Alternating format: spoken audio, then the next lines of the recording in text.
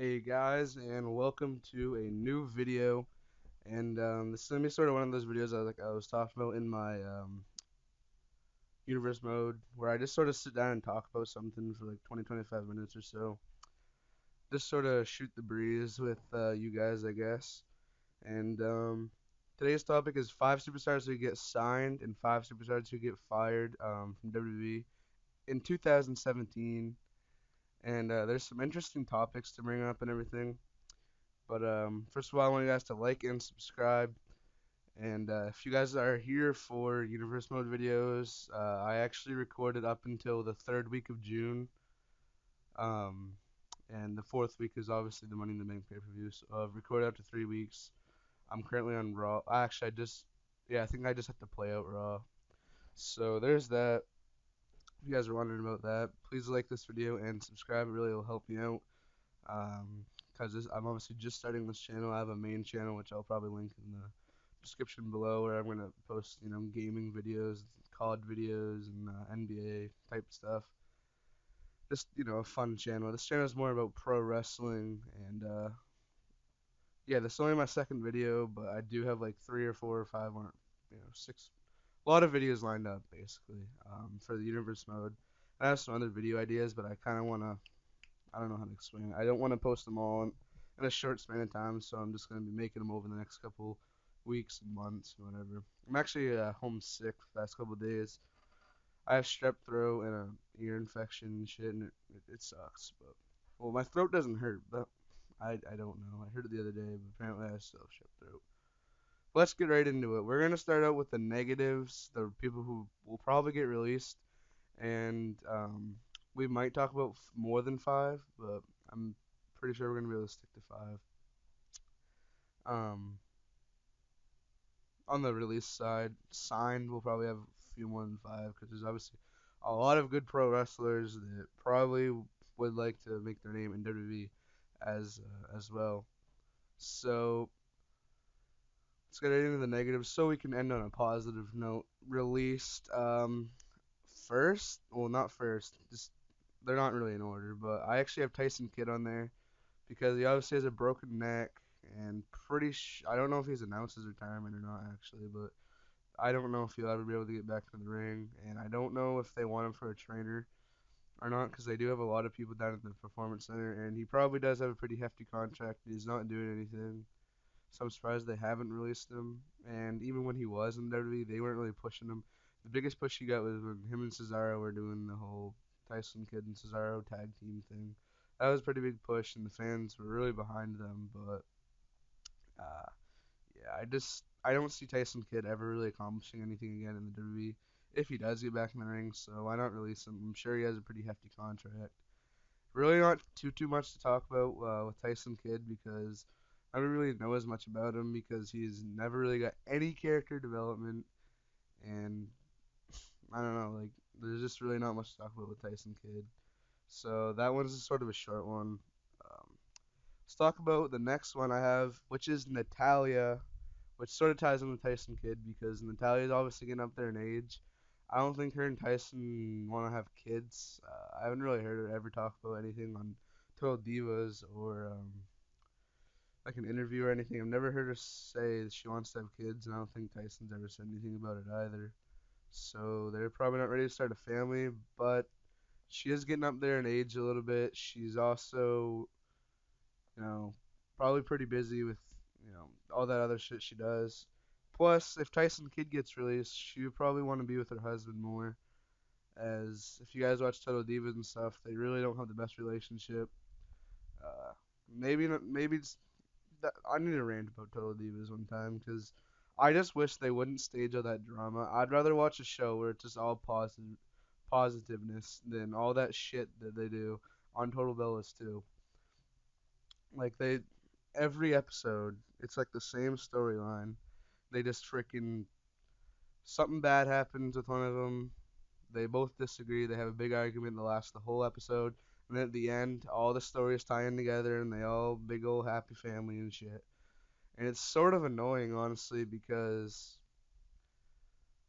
I honestly don't know. It's just sort of annoying because it's on every episode. I'd rather just see it like positive episodes because I sure as hell know that shit doesn't happen in real life. Without them staging that. So there's that. So Natalia, back to Natalia getting released. I could see Natalia working at the performance center, but I don't think she'll be wrestling much longer because she's probably pretty discouraged. She's never got a big push or a big, opportunity other than when she had a little rivalry with Charlotte, but nobody really got into it or really cared that much. So she's never really had a big push. She's probably pretty discouraged. SmackDown Live is a pretty good opportunity for her, but right now they're definitely focusing on Nikki Bella, Carmella. Well, actually, she is in a pretty big storyline and like with Nikki Bella, but she'll probably end up losing that and whatever. Well, it's Nikki Bella and Carmella, sort of a three-way rivalry, but they're more focusing on Carmella, Nikki Bella, Alexa Bliss, and Becky Lynch for the moment. And I just don't really think Natalia's gonna be doing anything, at least for a while, another year or two, another year, year and a half or so, before she really does anything. So there's that. And obviously if Tyson Kidd gets released, but I could see Natalia working at the Performance Center because she helped train Eva Marie a little bit, sort of helped train Lana, and a lot of the divas women look up to her for advice and stuff. She's probably been in the WWE the longest out of all the divas so far. The Bellas came about the same time, I'd say. But Natalia's obviously better than the Bellas. And yeah, Brie Bella also said she wants to come back when she has kids, a kid or two. God help me. Um, this is actually going a lot quicker than I thought it was going to, mostly because I don't have anybody else to sort of argue with or anything. Because not many of my friends really care about pro wrestling or like it at all, so I really don't have anybody to argue with and make this thing go a little longer. But I don't want to be one of those people who just sort of do their top fives in like 10 seconds. They don't care about any of the things, don't have any backstories or reasons. Sort of like the people like the richest and all-time tens and all that. They don't know shit about pro wrestling. They don't watch it. They literally just go on the fucking internet and search like 10 people that aren't happy right now with WWE or something like that. So they don't know crap about it and they don't know any logic behind it. So yeah, the next one that could be released this year, I'd say Eric Rowan. Because Eric Rowan and Luke Harper just seem to always be hurt. The whole Wyatt family, honestly. Bray Wyatt's hurt. So it's just the rest of them. Bray Wyatt comes back. Luke Harper's hurt. Luke Harper comes back. Eric Rowan's hurt. And I don't know. Injuries have sort of played a role, but Eric Rowan, when they did that little split with Luke Harper and Eric Rowan, Luke Harper really showed he can be a singles guy. Here goes my phone. Oh yeah, Luke Harper really showed he could be a singles guy. Eric Rowan did not. He was just involved with that authority angle, and it was shitty. Like he really didn't really have that big of a part in it. So Eric Rowan could definitely be released. Pretty injury prone. Definitely has no charisma. Um, the only thing that you really use him for is for either a squash match for anybody involved in a Wyatt family rivalry, and to beat the shit out of people that are a threat to Bray Wyatt. So basically, that's all he's there for. Luke Harper is way better at it, and he can definitely be a singles guy. And if Bray Wyatt could just be himself, um, obviously I like the thing they're doing for Randy though. Keep that going for another 6, 7, 8 months. Maybe end it at SummerSlam. Uh, I think that'd be cool, but they just all need to sort of go their separate ways. Bray Wyatt could definitely be pretty dominant on his own if they would just book him right, but they won't. So Eric Rowan, that's pretty much all I have on him. Is he has no charisma, just no reason to be there. Not the best worker either. So there's that. Then we go to my next one, Cesaro, and a lot of people are gonna be sort of whatever about this one. People that don't really know what's going on behind the scenes and stuff, but Cesaro is pissed because he's probably one of the best wrestlers in the world, best pro wrestlers in the world. But Vince doesn't like him because he's not American. Basically, that's probably why he hasn't been booked so strong. And because he can still look good while eating a pin, but still, I don't think it's right. Um, I think he needs to be booked a little more strong. The thing with Sheamus is pretty cool. And I'm gonna make my roadblock predictions right after this. So I'm not gonna predict. I'm not gonna tell you guys whether I think him and Sheamus will be tag champs or not just yet. I'm gonna make my roadblock predictions right after this. And yeah, guys. So Cesaro hasn't been booked very good, and you know how much money he can make on the independents. Like I'm sure he has a pretty big contract right now with WWE, but I just can't imagine how much money he could make going back to the independents and Ring of Honor and even maybe get some time in New Japan. Um, I Cesaro's not the type to go to TNA. I don't think he has anything to do or wants anything to do with TNA. So if he does, if Cesaro gets released, they're not gonna release him. He's gonna ask for his release. Eric Rowan, Natalia, and Tyson Kidd, they'll probably straight up get released. Maybe not Natalia, but the other, Eric Rowan and Tyson Kidd will probably straight up get released.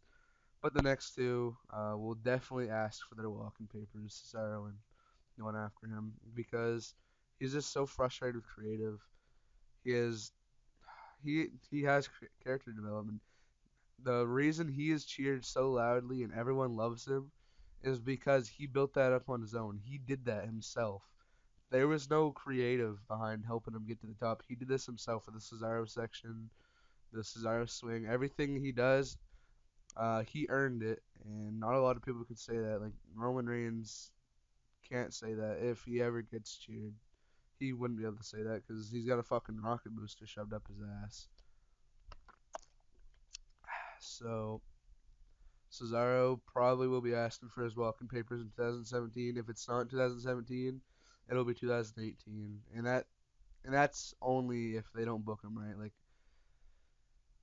um, I could see him maybe going for the Universal title, but losing, and that might set him over the edge. I don't know. I just don't think they're ever gonna give him a big enough push unless they trade him to SmackDown.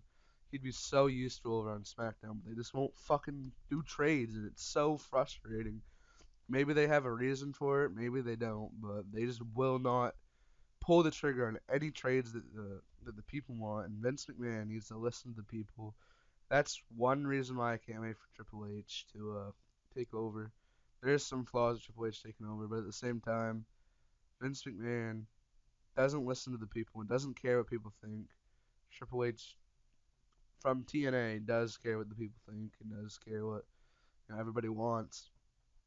So there's that. Then the final person for release, Paige, and this one's pretty obvious. Probably won't talk about this one too much. She's obviously dating Alberto Del Rio. As far as I'm concerned, they're still together. But she failed two drug tests back to back. Literally, failed one. I don't even think she was back yet. I don't even think she was cleared to be back yet when she failed the second one. And she's also had a neck injury that kept her out most of the year. She was last seen like June or May or something May or June, somewhere around there. And yeah, she really just isn't happy with WWE right now. She's only like 24, 25, somewhere around there. 23. I don't know how old she is, but here, I'll look it up. How old is Paige? She's only 24 years old, so if she does leave, if she doesn't burn any bridges, I definitely think she could be back by the time she's like 26, 26, 27. She'll probably be back for another year or two, probably have kids or something, whatever she wants to do. She can't seem to really keep relationships, so I don't know. Thing with divas is they only go to their like 30 or so. Like that's like their max age is like around 30 when they retire. So uh, there's that. So basically that's pretty straightforward. Now let's get to the people they could sign, and this one's pretty interesting. This is a little more positive and more helpful to WWE, I could say. Uh, and these are, I'd say, they'd go into the order from most obvious to least obvious. And number one is Adam Cole. I would say he's sort of like the leader of the elite. And that's what Kenny Omega is in the elite, but I'd say Kenny Omega's probably the leader. But he leads the Bullet Club over on Ring of Honor. I'd say Adam Cole does. Thing is, he's only been in Bullet Club and has really only made a name. Like he was a pretty big star before, but he's gotten so much praise since he joined the Bullet Club, and this just happened in like August, like mid-August. He just started making a name for himself around SummerSlam time, and he's already gonna probably leave the Bullet Club, and he'll probably be back. He'll probably be on WWE NXT, probably the NXT taping after Dallas or maybe before Dallas. Well, not Dallas. The one before SummerSlam. Uh, Orlando. I don't honestly know. Well, they have to have a takeover, but NXT is taped in Orlando. I don't know what they're gonna do about that. Um, I can tell you what, that's gonna be a great takeover though, because a lot of the Full Sail crowd will probably go, and it's gonna make for a good show. Very electric. So if Adam Cole does debut with that takeover, that's gonna be that's gonna be crazy. So I'm gonna make some predictions here on who could go straight to the main roster and who's gonna have to go to NXT. Adam Cole, they're gonna send to NXT. He's still pretty young too. He's only like 29 or 30 or something like that. I'll look his age up too, but he's still pretty young. So and they're gonna need some firepower because obviously Samoa Joe is gonna be coming up soon. Adam Cole, he's only 27. He's still pretty. That's pretty young. Um, Vince really likes his look. Vince really thinks highly of him, and I'm sure Triple H does too. Triple H just loves the Bullet Club thing. Seen a bunch of interviews and whatever. But yeah, Adam Cole probably gonna head on over because Young Bucks just signed like a 2-year deal. Good friends with the Young Bucks, but I don't think Adam Cole wants to stay on the Indies for another 2 years. Probably wants to come to WWE, make a name for himself, yada yada yada. And right now would be the time. He's wicked hot. People love him. I think it right now would be the time for him to pull the trigger and sign with WWE and hopefully be there by SummerSlam, by Back to Brooklyn 3 or whatever. Shit, sorry, I just smacked my mic. So there's that. Next we got Kenny Omega, and I think they could send him straight to main. Just depends on when, if he signs and when. He's one of the best professional wrestlers in the world. He also said he wants to have a match with Chris Jericho. That's his dream match, his match with Chris Jericho. So, and Sami Zayn, he wants to fight. He'd love to fight Sami Zayn, he said. So, if he wants to, have his dream matches, he should probably probably sign a contract now, because Chris Jericho probably only is going to be wrestling for another year, two, maybe three, possibly four, but I highly doubt four, 2 or 3 years after Chris Jericho's career. And he should probably pull that trigger now. Unless he signed like a 1-year deal with New Japan Ring of Honor or whatever. Then comes next year, early 2018. Um, but it'd be good because he could come now, go in NXT. By the time Chris Jericho's back from touring with Fozzy, um, hopefully by then Kenny Omega would have already been called up to main. If he doesn't go straight to main, probably one of the best professional wrestlers in the world. But like I said, they're gonna need some star power down there with Joe and Nakamura most likely coming up. And yeah, I just think Kenny Omega would be a big sign for them. I can't really make my mind if he should go to main or go to NXT. They'd probably send him to NXT just because they made Nakamura and Joe and Balor, all of them go to NXT. So next up, we got Jay Lethal. And the reason I put Jay Lethal on here is because he's really done everything else outside of WWE. He's been, I think he just started working at New Japan. I don't know if he has or not, but he did say that he wants to do some stuff in New Japan. Did a decent amount in TNA as the he did like some Macho Man gimmick. I don't remember it at all. I didn't really watch too much NXT like back in the day. I didn't really watch NXT till not NXT TNA until like 2012, and I only watched it for like a year.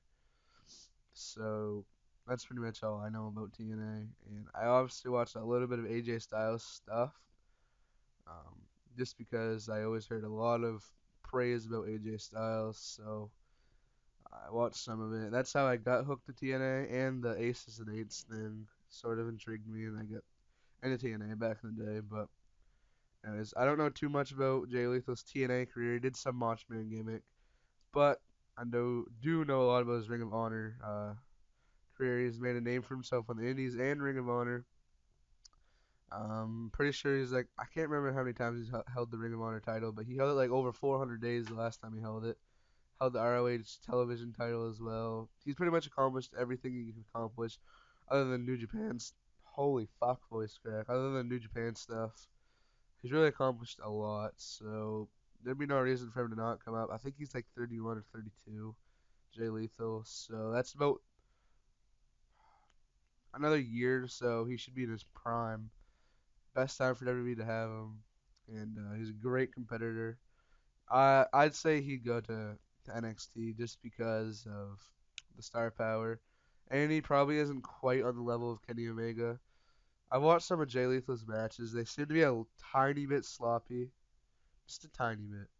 But for the most part, he's a very good, very very good professional wrestler, one of the best in the world. Next up, another one of the best in the world, Ricochet, and I don't know. I don't think this is a guy that would come in 2017 because he wants to win IGW Juniors Heavyweight title or something in New Japan. So um, he'll probably work on that in 2017 and work on his New Japan career and everything like that. I don't think he's going back to Lucha Underground in 2017.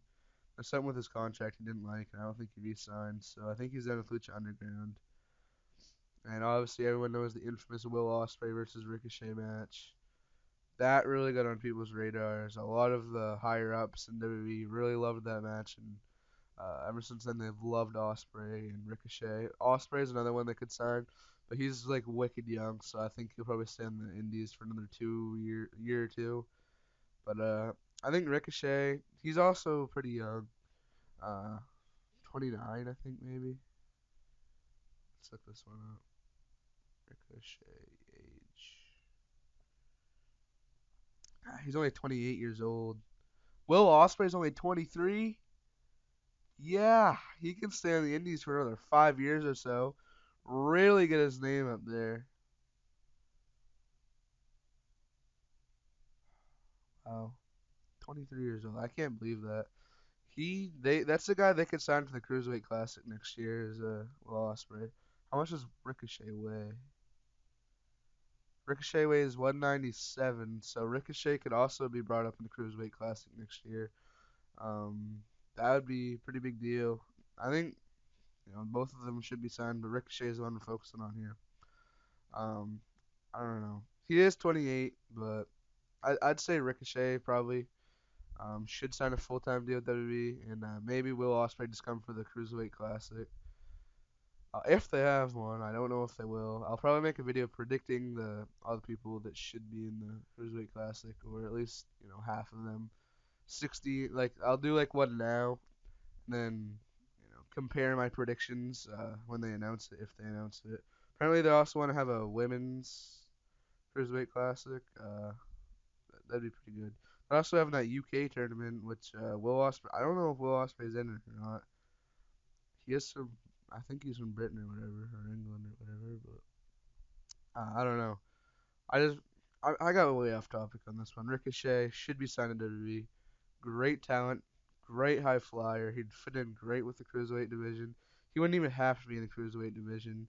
He could literally be vying for the world title and the Intercontinental title and everything. I'd say send him to NXT though to develop his character. That's one thing I noticed about Ricochet and all these like cruiserweight guys. from the Indies. They don't have too much of a character. Adam Cole, Kenny Omega, and Jay Lethal have a character in the number one spot. But some of those other indie guys like T.J. Perkins and stuff, they don't have any character at all. And yeah, I think definitely Ricochet needs to go to NXT. And up first, you're probably thinking, what? What in your fact?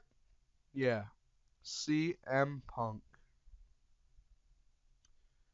Yeah, CM Punk. CM Punk. Okay, this is it's a pretty ballsy prediction, but I think CM Punk will resign in 2017 because of how bad his NXT career went. And you know what? He might he might return this year, like in 2016. He might come back. Cena was confirmed in 2 weeks to come back to SmackDown. That SmackDown's in Chicago, and CM Punk can come back, beat the shit out of Cena. That's right there because they're trying to hype up the Royal Rumble at the Alamo Dome. They're trying to hype that up, and quite frankly, Cena versus returning CM Punk. Yeah, that right there is a seat filler. Because apparently the Alamo Dome is like seats 60,000. Usually the Royal Rumble only has like usually fills an arena of like 20, 30,000. One of those arenas. So the Alamo Dome is gonna be pretty empty if they don't start adding some star power to the card. Signing CM Punk, having that match with Cena. Maybe have Punk only appear at like maybe like a Brock Lesnar type deal. Um, because one of the reasons Punk didn't want to re-sign his contract and left the WWE was because um, the travel and everything got to him. So maybe have like a Brock Lesnar type deal. Obviously, he can come more than Brock Lesnar. Punk loves pro wrestling, loves maybe not, doesn't necessarily love the WWE, but loves pro wrestling, loves fighting. So obviously he'd be available for more than Brock. Only have Punk come to like 100 events or something like that, a decent amount, but um, not enough to one make him get sick of WWE again, and two not have him get boring or anything. So I think pretty ballsy move, but I think it could happen. Punk comes back 2 weeks in Chicago, takes out Cena. Huge. You don't understand. The roof. They have the phrase "the roof would come off the building" or whatever. If CM Punk returned in Chicago, Cena's just sitting in the middle of the ring talking yada yada yada doing his promo, and then do do do do do CM Punk comes out and roundhouse kicks him, go to sleep right in the center of the ring. You don't understand. The roof would literally come off the building. Literally in Punk's hometown. Literally. Like, when I say literally, I mean literally the roof would actually come off the building for how big of a pop CM Punk would get. Biggest pop of all time in any industry, any wrestling company. Biggest pop of all time right there. That'd just be crazy. You don't understand how much the stats for SmackDown Live will go up, the ratings and all that. You just don't understand how good CM Punk would be for business for WWE. And Vince knows that, and I'm sure Vince is probably working his ass off to get him back. Or at least I'd hope so, because Punk's great for business, especially with the brand split. Anyways, guys, that's gonna end it. I'm gonna start doing longer type videos like this. Sorry if my voice is wicked nasally because I've had a cold and an ear infection and shit for the past couple days, so not feeling the best. But thank you guys for watching this video. If you want to see more videos like this, WWE 2K17 Universe Mode videos, uh, please subscribe and like the video. And if you want to see some more fun gaming videos, subscribe to my main channel, which I'll link below. Thank you guys for watching. Peace.